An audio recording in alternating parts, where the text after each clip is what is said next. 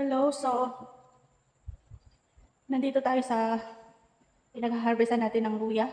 Ayun, no, nakikita nyo, nag-grass cutter na yun. So, dun tayo banda nagbubukay. Hanggang dito. Kaya lang matagal pa yan. So, mahirap ang pag-harvest natin kasi masukal, tsaka yung damo kasi yun yung gumagapang, kaya mahirap bungkalin. Pag binubungkal mo na puputol, kaya dahan-dahan lang. So, yun. Katatapos lang natin nag-lunch.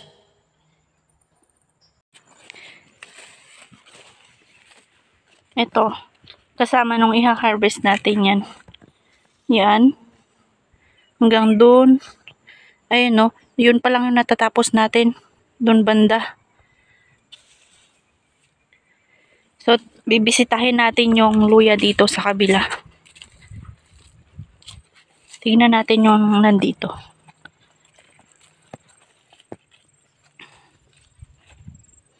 Ayun, masukal na guys.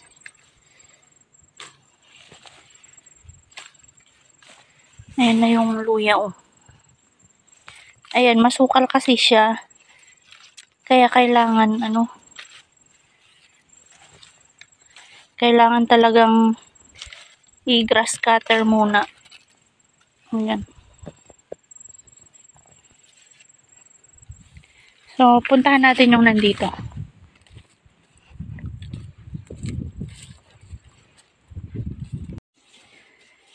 Ayan. Nawawala na rin, natatanggal na rin yung mga dahon niya. Yung ating dito, actually pwede na yan eh. Kasi nalanta na yung mga dahon. Yung isang luya natin nandun, ayun. Pero nakikita ko dito medyo green pa. So matagal pa yun, naabutin yun ng February. So okay lang para hindi magsabay-sabay yung ating pag-harvest kasi after nating ma-harvest yung nandun sa kalsada, yung dun sa taas ng bahay, kasi i-harvest natin yun ng first week or second week ng December. So ang pag-harvest na natin dito, siguro ay January. Ito. Tapos yung dun sa kabila ay baka siguro last week ng January siguro or baka abutin na ng February. Ito na ang update sa ating luya dito sa area 2. Ayan. Ito hindi masyadong masukal. Masukal siya kaya lang yung damo, yan kasi yung mga nabubunot lang compared dyan sa kabila, sa pinag-harvestan natin. Yun yung kasi yung damo na gumagapang. Kaya kapag binungkal mo na ganun, na napuputol siya. Ito okay lang. Okay lang yung mga ganyang damo. Kaya madali lang ang harvest nito kapag ayan, pwede nang i-harvest pala. Kasi ito na lang yung mga dahon. Ito nawala na rin. Ayan na oh.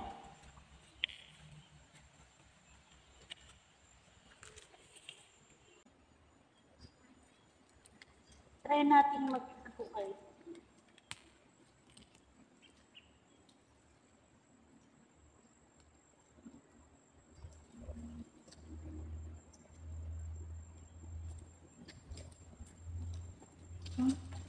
Mahirap, wala tayong dalang Matagal akong hindi nakabisita dito guys sa luya natin sa bundok. Kasi bumagyo. Mga isang buwan din siguro akong hindi umakyat dito.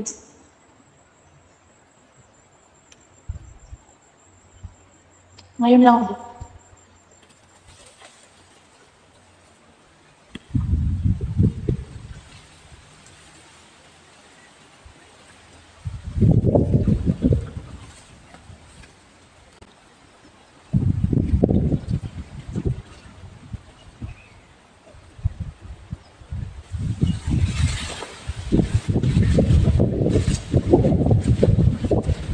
So, mas malambot yung lupa dito kumpara dyan sa pinag-harvestan natin ngayon. Dyan kasi yung lupa dyan i-compact. Ito, medyo buhag-hag. Kaya, madali lang ito. Bungkalin.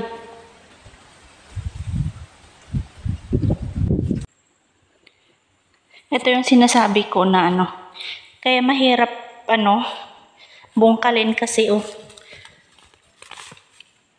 natakpan ng nabalutan ng ganito, yung damo na gumagapang. Kaya kailangan mo munang damuhan yan talaga, tapos bubungkalin mong ganun. Kasi kung hindi,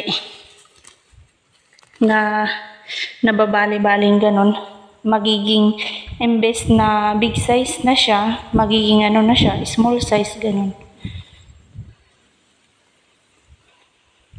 Katulad nito. Ayan nabali na. Pero dapat ganyan yan. Magkadugtong dapat yan. Big size dapat yan. Kaya lang na kaya ito ay magiging medium size na. Tas ito, SS na. Or pasok siguro sa small size ito. Yan.